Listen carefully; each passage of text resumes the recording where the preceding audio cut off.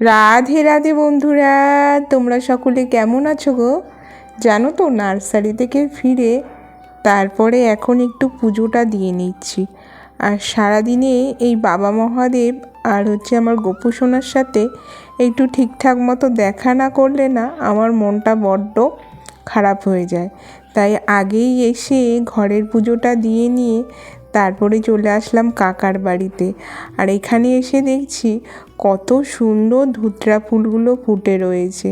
আর আমি যখনই আসি না কাকার বাড়িতে এসেই আগে এই ধুতরা ফুল নিতে চলে আসি, এত ভালো লাগে।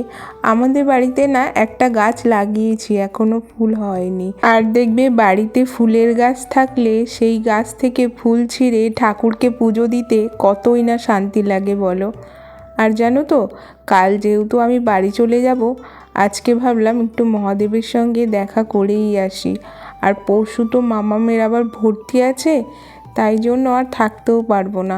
দুপুরবেলা খাওয়া দাওয়া করে একটু ছাদে চলে আসলাম। আর ছাদে এসে দেখছি কত লাউ শাক হয়েছে। আর মাম্মামকে দেখো ওর মিমির সঙ্গে কি সুন্দর খেলছে। তারপরে না সন্ধেবেলা মা, আমি, বোন মাম্মামকে নিয়ে চলে গিয়েছিলাম কুন্তিঘাট বাজারের মাঠে, যে রাধা গোবিন্দের মন্দির আছে ওইখানে না কীর্তন হচ্ছিল।